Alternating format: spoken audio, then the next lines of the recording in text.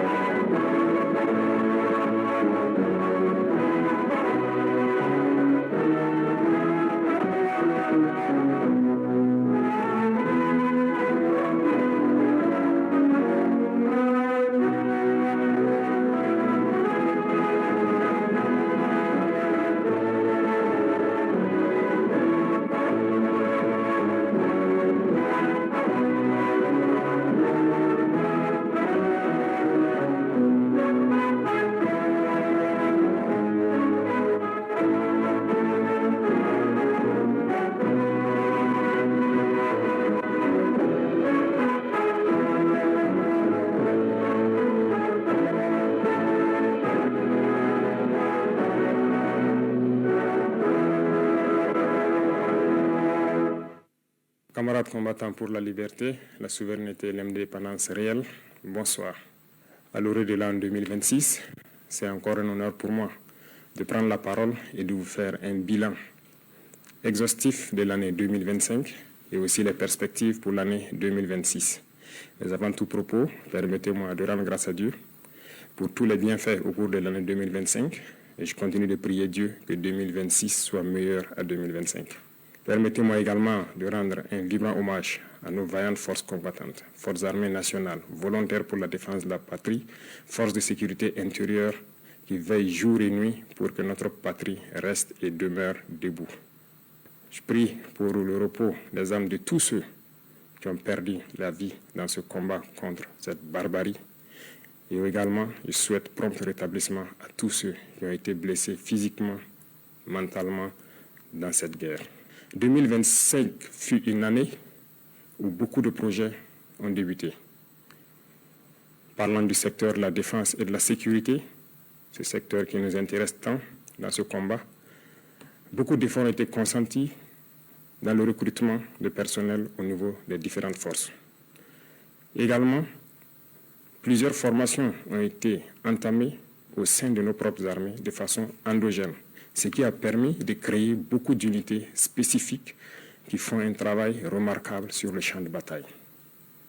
En termes d'équipement, il y a eu l'arrivée au cours de l'année 2025 de beaucoup d'équipements lourds, mais également des équipements stratégiques que nous n'avons pas voulu présenter. Cet équipement va se poursuivre et le renforcement des effectifs va également se poursuivre au cours de l'année 2026 et la guerre va continuer à s'intensifier et notre armée va continuer de monter en puissance. Plusieurs opérations ont eu lieu sur le théâtre des opérations.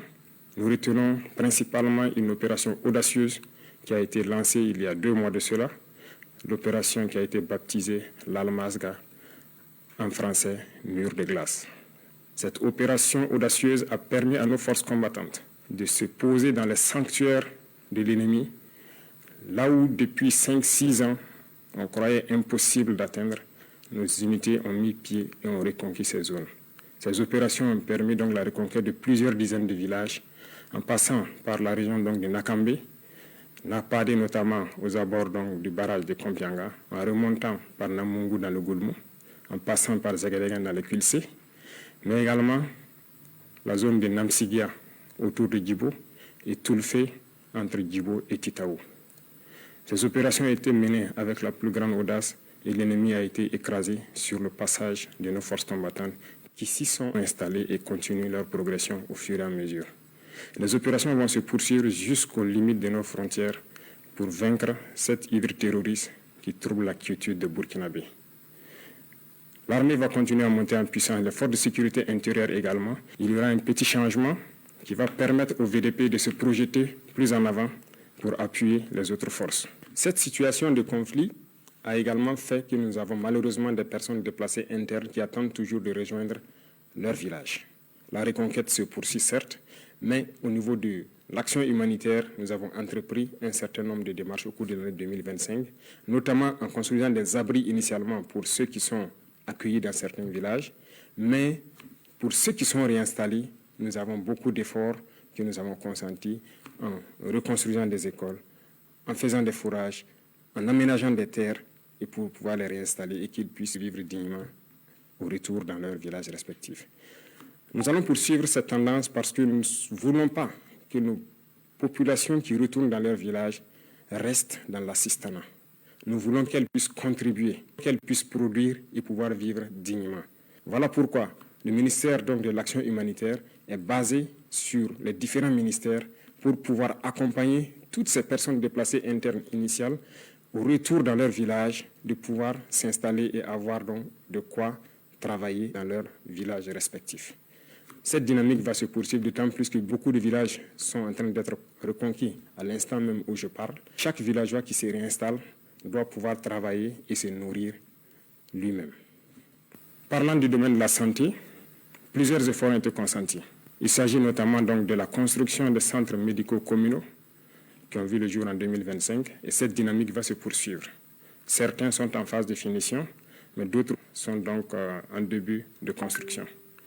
L'équipement de ces centres va permettre de rehausser donc le niveau de l'offre de soins au niveau de nos populations.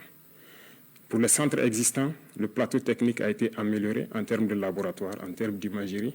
Ces offres de soins vont continuer de s'améliorer au profit de nos populations, mais également au profit donc des populations de nos pays voisins, parce que le nombre de patients venus des pays voisins a connu donc un accroissement considérable au cours de l'année 2025, dû principalement à notre politique de revoir à la baisse les coûts des prestations de santé. Nous allons poursuivre dans cette dynamique au cours de l'année 2026, avec la pose aussi des pierres de 9 centres de santé à l'image du centre de santé de Pala. Toutes ces infrastructures vont donc connaître un début au cours de l'année 2026. Dans le domaine de l'éducation, plusieurs projets ont eu lieu, notamment donc la mutation et la modernisation de nos structures éducatives, des constructions qui désormais vont aller en hauteur. Et donc, il y a un projet pour que 2026 soit le début effectif de l'implémentation de ce type de centres d'éducation tout au long de l'année et partout sur le territoire national. Vous savez bien que nous sommes dans une mutation pour amoindrir un peu l'effet de l'enseignement général et mettre l'accent sur l'enseignement technique et professionnel. Cette mutation est en cours. Beaucoup de lycées techniques et professionnels verront le jour, mais également très bien équipés pour pouvoir répondre aux besoins de développement de notre patrie. Du côté de nos étudiants, beaucoup de centres universitaires verront le jour donc, au cours de l'année 2026, mais déjà en 2027, nous avons commencé la construction d'un certain nombre d'amphithéâtres et de bâtiments pédagogiques. Certains sont en phase de finition et d'autres finiront en 2026. Nous poursuivrons cette dynamique pour permettre à tous les centres universitaires, à toutes les universités, de pouvoir étudier de façon digne et aussi la modernisation en ce qui concerne l'Internet et l'éducation virtuelle va se poursuivre parce que nous venons d'acquérir donc un certain nombre de serveurs au profit uniquement des universités pour que les étudiants puissent avoir des bibliothèques en ligne et cette dynamique va se poursuivre. Les laboratoires vont continuer à monter en puissance et nous allons ainsi donner un espace à nos étudiants de faire des cours théoriques, mais également de faire la pratique et de s'exprimer pour que petit à petit, leur éducation passe d'une éducation théorique à une éducation pratique pour la production au profit de nos populations. Dans le domaine des infrastructures, beaucoup d'efforts ont été consentis. Au cours de l'année 2025, comme vous le savez, 4 régions ont bénéficié de leur brigade de construction de routes. D'autres équipements spécifiques de terrassement et également de bitumage sont arrivés. Et au cours de l'année 2026, s'il plaît à Dieu, 4 autres régions en début d'année, seront dotés de brigades de construction des routes et ça sera le début effectif de construction d'un certain nombre de routes nationales et départementales, en plus des autoroutes qui sont programmées. Nous voulons aller à un rythme soutenu, ce qui nécessite que nous équipons toutes les régions avant de pouvoir nous projeter de façon efficace, comme cela a été le cas avec le lancement des travaux de l'autoroute. Nous avons opté de changer le modèle d'urbanisme. L'État va prendre en compte la construction de nos villes. Aujourd'hui, la construction de nos villes est un impératif parce que ce que nous vivons, le problème sanitaire est dû au fait qu'il n'y a pas d'assainissement dans nos villes. Les espaces sont trop grands et nous avons opté de construire en hauteur. 2026 verra le début de grands projets dans ce domaine d'urbanisation et de concentration des populations pour exploiter l'espace et pouvoir assainir pour que nos populations puissent vivre dignement et en très bonne santé dans des centres assez propres, côté environnement et côté sanitaire. Dans le secteur minier, 2025 a connu des innovations majeures. Il s'est agi pour nous de faire en sorte de nous approprier de nos ressources minières, ce qui a conduit l'État à d'abord s'approprier d'un certain nombre de mines en rachetant avec certains partenaires, mais également en se mettant à l'exploitation des mines tant industrielles que semi-mécanisées, à travers la création de la SOPAMIB. Également, les sorties d'or incontrôlées ont connu une baisse significative à travers la création de la SONASPE qui a permis d'avoir un contrôle tant sur l'orpaillage traditionnel que sur l'exploitation industrielle de nos ressources minières. Le secteur de l'énergie va connaître également une mutation en 2026 à travers la création d'une initiative. Une initiative qui va être axée sur l'eau et l'énergie pour permettre à nos populations de bénéficier d'eau potable partout où elles sont et également de bénéficier de l'électricité pour pouvoir vaquer à leurs occupations. Dans ce sens, nous avons entamé en 2025 un certain nombre de projets pour accroître l'offre d'énergie et aussi être indépendant pour diminuer les importations d'énergie au Burkina Faso. Chers frères et sœurs, chers parents, 2025 a été une année riche en termes d'agriculture et d'élevage. Nous avons assigné donc des objectifs au ministère de l'Agriculture et par la grâce de Dieu, la pluviométrie fut bonne et nous avons dépassé les objectifs pour plusieurs spéculations et d'autres bien atteints. L'autosuffisance alimentaire, qui est un combat de tous les jours que nous menons, nous pouvons dire aujourd'hui que nous avons atteint l'autosuffisance alimentaire au cours de l'année 2025. Nous allons poursuivre les efforts dans le secteur de l'agriculture, notamment en rachetant des machines tant pour les labours que pour les récoltes, en faisant des labours gratuits, fortement subventionnés au profit de nos populations, en subventionnant les intrants et également en leur fournissant des semences de qualité produites par nos chercheurs. Beaucoup de terres sont en train d'être récupérées par nos forces combattantes. Nous allons rapidement nous mettre à la tâche dès le début d'année dans l'aménagement de ces terres pour permettre à ces populations qui se réinstallent de pouvoir exploiter de façon sereine leurs terres et accroître nos productions. Dans le même sens, nous encourageons tous ceux qui sont dans la transformation, à petite échelle comme à grande échelle, de poursuivre les efforts et tous ceux qui comptent venir dans ce secteur de rapidement s'y ruer parce que la production va continuer à s'accroître. Nous avons aussi créé l'ONBA pour que les retenues d'eau puissent être réalisées dans chaque village. Ainsi, il ne sera plus question de cultiver au bout d'une seule saison, mais nous espérons pouvoir cultiver 2 ou 3 fois au cours de l'année. L'ONBA est en train de monter en puissance et d'ici là, dans chaque village, nous espérons avoir une retenue d'eau pour permettre aux jeunes de vivre leur métier d'agriculteur, leur métier d'élevage.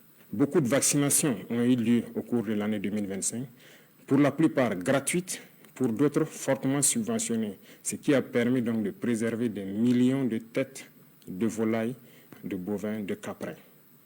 La pisciculture est en train de monter en puissance avec les cages flottantes qui sont installées un peu partout sur nos barrages, ce qui est une très bonne expérimentation qui a fait accroître la production piscicole du Burkina Faso et nous espérons que 2026 puisse être une année au cours de laquelle nous allons être suffisamment outillés pour atteindre l'autosuffisance et arrêter un tant soit peu l'importation de poissons d'eau douce au Burkina Faso.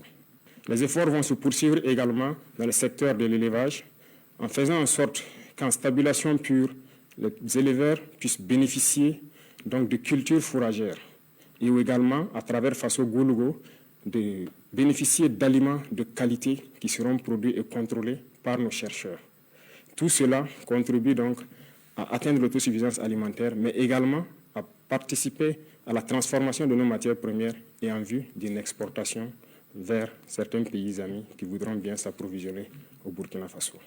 Camarades, dans le domaine de l'économie, 2025 a été une année prolifique pour le Burkina Faso. Je peux dire, en macroéconomie, sans me tromper, que notre économie se porte très bien. En témoigne, lorsque nous faisons le test d'aller sur le marché régional de levée des fonds, nous sommes toujours au-delà de ce que nous espérons. Ce qui prouve la confiance des opérateurs économiques et de certains bailleurs africains au Burkina Faso. Nous allons poursuivre les efforts, tant dans le domaine des impôts, de la douane, mais également de la digitalisation des opérations pour diminuer le risque de fraude au niveau donc de notre économie. C'est dans ce sens qu'à partir de janvier, il sera lancé normalement la facture électronique certifiée qui doit permettre au commerce de pouvoir se faire sans corruption. Et cela permettra donc encore d'accroître les recettes de l'État et de pouvoir mener un commerce sain au profit donc de nos populations. Nous allons poursuivre les efforts dans le domaine de l'économie à travers une économie saine qui doit permettre à ce que les investissements soient structurants et continuent à diminuer les dépenses de fonctionnement au niveau de l'administration. Les efforts consentis au niveau de l'agriculture, au niveau de la défense et dans tous les secteurs des infrastructures, notamment en prenant en compte la construction de nos infrastructures nous-mêmes, permettent de faire beaucoup d'économies d'échelle.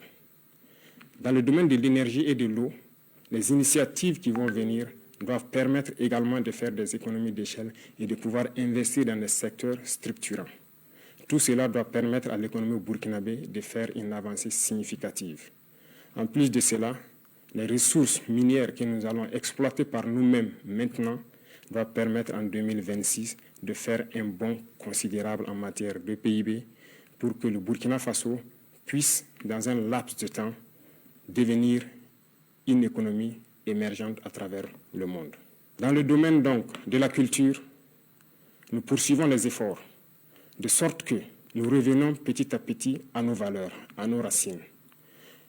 Il n'y a que par cette manière que nous pourrons nous affirmer et développer notre nation. Je le dis parce que revenir à l'éducation technique et professionnelle et en combinant cela avec nos valeurs, nos connaissances endogènes, nous pouvons créer et innover à partir de ce qui existe et pouvoir arrêter un tant soit peu les importations d'un certain nombre de produits au Burkina Faso. Il y a beaucoup de savoirs endogènes qui permettent de transformer déjà nos matières premières. Il suffit d'ajouter de la science pour que cela puisse nous aider. Et la culture fait partie de tout cela et participe activement au développement de notre nation. Sur nos valeurs endogènes, nous allons mettre l'accent au niveau de nos écoles et des tout-petits. Parce que le Burkinabé, l'homme intègre, a des valeurs qui nous ont été léguées par nos ancêtres. Des valeurs d'honnêteté, des valeurs d'intégrité, des valeurs de dignité et des valeurs de patriotisme. Et tout cela pourra s'enseigner à travers la culture, aussi au niveau des tout-petits, pour que nous construisions des Burkinabés de demain. Beaucoup d'événements culturels ont eu lieu en 2025, mais en 2026 également, beaucoup d'événements culturels auront lieu et il y a des grands projets dans le domaine de la culture. Mais tout cela, comme je l'ai dit, doit être axé sur nos valeurs ancestrales endogènes qui doivent permettre de créer de nouveaux Burkinabés basés sur nos propres valeurs. Tout cela doit faire la différence avec le Burkinabé que l'impérialisme a voulu bien construire au Burkina Faso. Le Burkinabé nouveau doit être quelqu'un qui se départit de toute corruption et qui doit mettre la patrie au devant de tout ce qu'il fait. C'est à ce sens que nous pourrons vaincre ce terrorisme qui nous menace également aujourd'hui, mais également pouvoir développer de façon consistante tout ce que nous produisons ici et pouvoir être une nation puissante et émergente. 2025 a été une année d'industrialisation également. Beaucoup d'unités industrielles ont vu le jour, notamment dans la transformation de nos matières premières, et beaucoup de ces unités ont été accompagnées par l'État à travers le Fonds burkinabé de développement économique et social, mais aussi des banques étatiques. 2026 sera aussi une année industrielle beaucoup plus importante parce que nous avons beaucoup d'unités industrielles qui seront prêtes au cours de l'année 2026, mais également, comme vous pouvez le constater, nous avons accordé des financements à certains privés à travers donc des institutions étatiques et certains fonds nationaux pour les accompagner à la création d'unités industrielles qui doivent transformer nos matières premières essentiellement. Nous avons fusionné les fonds en 4 grands fonds qui doivent permettre d'aider tous ceux qui veulent entreprendre et qui ont un minimum dans le domaine principalement de la transformation et aussi de l'agriculture. Ces domaines sont très importants pour nous parce que c'est en produisant et en transformant ce que nous produisons que nous pouvons devenir une nation puissante. Et donc l'État, en transformant ces fonds, veut avoir une marge importante pour pouvoir aider tous ceux qui sont du privé et également les entreprises nationales, étatiques, qui doivent émerger en 2026 pour que cette transformation de nos matières premières soit une réalité. Également le domaine du coton, qui autrefois était exporté brut, la première unité industrielle sera prête en 2026 et nous allons continuer avec d'autres unités industrielles pour transformer notre coton. Ceci dit, tout ce qui est matière première que nous produisons, nous allons essayer autant que possible d'installer des unités industrielles pour la transformation et 2026 sera une année où nous allons avoir un budget important à injecter au niveau des fonds pour aider tous ceux qui ont des projets structurants dans ce domaine. Dans le domaine du sport, nous avons investi beaucoup à travers donc, le Bureau national des grands projets, également à travers le ministère au cours de l'année 2025. Un stade est en construction à Bobo-Dioulasso et qui doit finir en début 2026, mais également à travers toutes les régions, nous comptons créer des espaces pour permettre aux jeunes, premièrement, de faire du sport pour rester en bonne santé, pour faire en sorte que notre jeunesse ne soit pas oisive. Cela contribue à la santé physique, mentale, mais également à la productivité de la jeunesse dans notre nation. Nous allons poursuivre les efforts dans ce sens au profit de la jeunesse et développer tous les types de sports qui puissent être développés au Burkina Faso et qui puissent faire en sorte que la jeunesse soit en cohésion parfaite. À toutes les équipes qui représentent le Burkina Faso à l'extérieur dans les compétitions internationales, nous leur souhaitons plein succès pour 2026 et particulièrement les étalons qui aujourd'hui défendent les couleurs nationales, nous leur souhaitons plein succès jusqu'à la victoire finale. Camarades combattants, le domaine de la justice est un domaine qui nous tient à cœur. Aucune nation ne peut se développer dans l'injustice. L'injustice crée des tensions, crée des conflits et crée donc des problèmes au sein de la société. Voilà pourquoi nous nous sommes attaqués à ces phénomènes et nous avons restructuré totalement la justice au cours de l'année 2025. Cette restructuration va se poursuivre à travers donc le nouveau format du CSM qui intègre des personnels non magistrats, mais également nous voulons transformer totalement la manière de faire la justice. Et tout cela, je parlais de culture tantôt, nous avons décidé d'incorporer nos valeurs endogènes de gestion des conflits au sein de la justice. C'est ce qui donc a permis de prendre des textes pour intégrer donc la justice traditionnelle, c'est-à-dire le mode traditionnel de règlement de nos conflits. Il faut que nous revenions aux sources également dans ce domaine de la justice. Nous ne pouvons pas importer une justice et l'appliquer et espérer avoir la cohésion sociale. En intégrant donc nos valeurs ancestrales et en intégrant les personnes ressources pour le règlement de certains conflits, nous pensons que nous pouvons créer un espace de cohésion sociale fiable. En 2026, nous allons implémenter de façon physique sur le terrain ces différents tribunaux pour pouvoir régler la plupart des questions à l'amiable. Également, nous avons initié en 2025 le fait que les prisonniers puissent sortir, participer à la construction du pays. Ce n'était qu'une initiation. En 2026, nous allons faire en sorte que tous les prisonniers puissent connaître une reconversion. Au lieu de dormir en prison, nous allons faire en sorte qu'ils puissent participer, apprendre des travaux et se réinsérer dans la société. Cette nouvelle façon de voir la justice permet à ce que personne ne reste en marge. Tous ceux qui voudront construire le pays auront leur mot à dire. Que vous soyez libre ou en détention, nous ferons en sorte que vous puissiez participer à la construction du pays vous racheter et revenir dans la société. Les efforts vont se poursuivre au niveau de la justice, dans la digitalisation également de tous les actes, de sorte que les usagers n'aient pas à se déplacer forcément vers les tribunaux qui se retrouvent généralement dans les centres urbains et qu'ils puissent rester de là où ils sont pour pouvoir avoir accès à une justice équitable et à tous les documents donc, que la justice peut délivrer. Parlant de digitalisation, c'est un secteur qui nous tient à cœur parce qu'aucune lutte contre la corruption n'est possible sans digitalisation. Nous avons fait un pas énorme, mais beaucoup reste à faire. Nous avons un programme pour les 5 ans à venir où nous devons quitter une situation précaire pour être un modèle. Déjà, le Burkina Faso a pu acquérir ses premiers serveurs de data centers et des grands data centers sont en construction, ce qui permettra à nos ingénieurs de concevoir des applications sans crainte et de pouvoir les héberger sur place. Avant, nous importions des applications que nous ne maîtrisons pas, mais aujourd'hui, la plupart des services au sein de l'administration sont en train d'être dématérialisés et tout cela, c'est grâce à nos ingénieurs informatiques qui font un travail remarquable pour que l'usager n'ait plus à se déplacer vers les services pour forcément avoir accès. De son poste, il peut tranquillement avoir accès à certains services. En plus de tout cela, nous sommes en train de mettre en place des maisons du citoyen. Et les constructions vont démarrer en 2026. Ces maisons seront donc installées dans beaucoup de chefs-lieux de province, mais également nous irons jusqu'au département pour faire en sorte que quiconque ne maîtrise pas l'outil informatique puisse aller dans ces maisons, trouver des Burkinabés qui vont les aider à avoir accès à tous les services à travers les plateformes qui seront installées sur les machines dans ces maisons. Cette digitalisation va se poursuivre et la modernisation de l'administration également va se poursuivre pour nous permettre de lutter efficacement contre la fraude et tous les abus qui puissent exister au sein de l'administration. Chers frères et sœurs, chers parents, vous avez pu constater qu'au cours de l'année 2025, nous avons dû faire donc les états généraux au niveau de l'administration territoriale.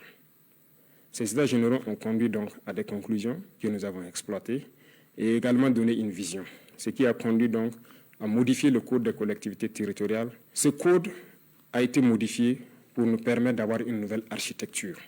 Certes, le redécoupage régional a évolué, mais la fonction des collectivités territoriales doit évoluer également. Parce que le développement ne se fera pas uniquement dans les villes. Le développement doit partir des villages. Et pour cela, il a fallu donc que nous touchions ce code. Nous allons installer des PDS avec des missions assez claires qui seront évaluées et suivies par les préfets, de sorte que tout ce que nous avons comme vision en matière de développement, comme je l'ai cité tantôt, puisse commencer au niveau des villages, impliquer tous les villageois, et ils seront notés et évalués en fonction de ce qu'ils vont faire dans les différentes collectivités. C'est ce qui a amené principalement au changement donc, de ce code, et 2026 sera l'année où nous allons implémenter réellement sur le terrain ce nouveau code des collectivités. Au niveau de l'administration territoriale, beaucoup de choses ont évolué, en ce sens que l'administration déconcentrée n'était pas administrée de façon efficace pour connaître qui exactement est à son poste. Le manque de ressources humaines a fait en sorte qu'il y avait un gros manque à gagner. Nous avons fait une évaluation au cours de l'année 2025 et nous nous sommes rendus compte que beaucoup de fonctionnaires fictifs existaient ou des doublons existaient. Le recrutement récemment, en cours de l'année 2025, de beaucoup donc, de personnel des ressources humaines doit permettre de les envoyer au niveau donc, régional pour ainsi faire en sorte que tout agent qui est affecté doit pouvoir travailler et contrôler à partir de la région. Et là, au niveau national, nous avons l'assurance que le service pour lequel il a été envoyé est rendu aux populations au moment donné. Cette modernisation va se poursuivre parce que ça doit s'accompagner d'une digitalisation. Du côté de la diplomatie, le Burkina Faso rayonne. Le Burkina Faso a allumé une lumière et cette lumière doit rester allumée pour toujours. Nous rayonnons à travers le monde et notre diplomatie est très active. Des changements auront lieu, certes, pour réorganiser le dispositif diplomatique à travers le monde entier, parce que la géopolitique nous l'impose. Et cette réorganisation a déjà commencé en 2025 avec un certain nombre de réajustements dans le traitement donc, des diplomates, mais la réorganisation spatiale à travers le monde entier aura lieu en 2026. Nous allons rediriger notre diplomatie en fonction de la géopolitique actuelle qui vit notre pays. Le Burkina Faso est un pays ouvert pour tous les partenaires, sincères, respectueux de notre souveraineté, de notre liberté et de notre dignité. Mais le Burkina Faso ne permettra à qui que ce soit, aucune puissance, de pouvoir nous imposer ce qu'elle souhaite. Voilà pourquoi nous devons continuer, partout où nous sommes, à faire en sorte que le drapeau du Burkina Faso flotte avec dignité. Et ceci pour m'adresser à la diaspora, que je félicite pour ses actes patriotiques, qui continuent de faire rayonner l'image du Burkina Faso à l'extérieur, de continuer à rester patriotique et intègre. Parce que lorsqu'on parle du Burkinabé, nous devons entendre l'homme intègre, l'homme digne, et c'est ce que nous voulons au niveau de la diaspora. Et les encourager à travers donc l'organisation au niveau du Haut Conseil de Burkinabé de l'extérieur à revenir investir au Burkina Faso, leur patrie. Et nous leur ouvrons les portes et nous allons mettre tous les mécanismes en place pour qu'ils puissent revenir et investir de façon sécurisée. Au niveau confédéral, le Burkina Faso poursuit sa contribution au niveau de notre espace commun qu'est l'AES. 2025 a été une année où on nous a confié une lourde responsabilité de conduire la destinée de la Confédération. Nous avons pris cette responsabilité et nous avons promis de faire en sorte que l'AES rayonne à travers le monde entier. Et nous allons tenir notre parole. Et ceci, nous demandons à tout le Burkinabé de faire en sorte que cette mission qui nous a été confiée puisse être donc conduite avec succès. Nous allons poursuivre les efforts de coopération, d'amitié avec tous les États, comme je l'ai dit, respectueux de notre souveraineté et faire en sorte que l'intérêt des peuples prime sur les intérêts au niveau politique. Camarades combattants pour la liberté, je tenais à féliciter tous les acteurs, qu'ils soient du monde de l'éducation, de l'agriculture, des infrastructures, du monde de l'économie, les agents de la santé, nos vaillantes forces combattantes, pour tous les efforts consentis au cours de l'année 2025, de continuer à mouiller le maillot, comme on aime le dire, à se sacrifier, à se donner corps et âme pour le bonheur de notre population. Car la seule chose qui importe pour nous, c'est le bonheur de nos populations. Tout acteur de l'administration doit avoir cela en tête et faire en sorte que ces actions quotidiennes contribuent au rayonnement de notre patrie.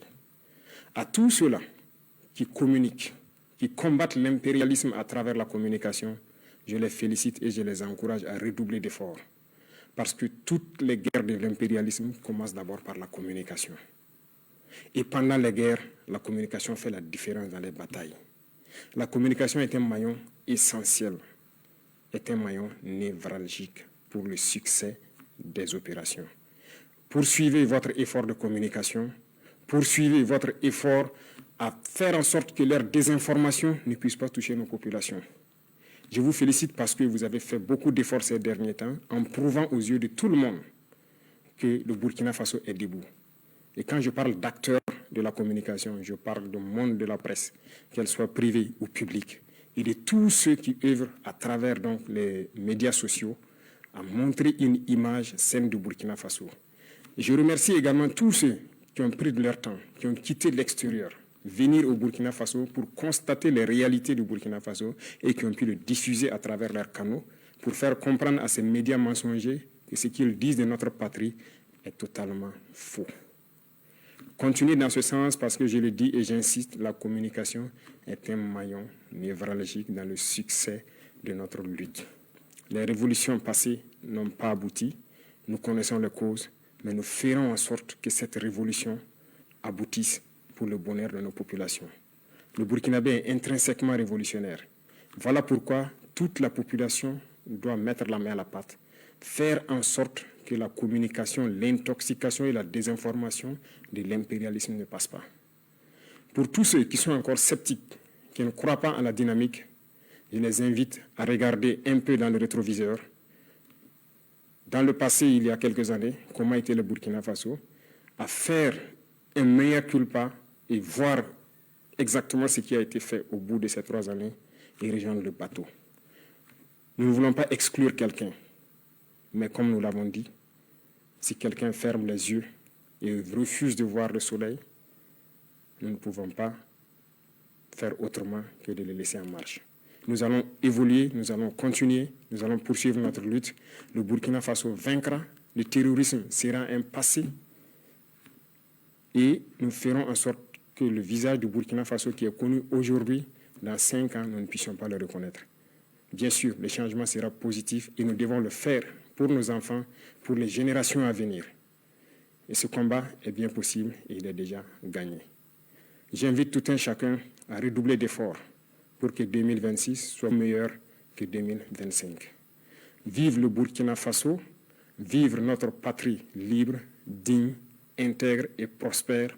Bonne et heureuse année 2026. La patrie ou la mort, nous vaincrons.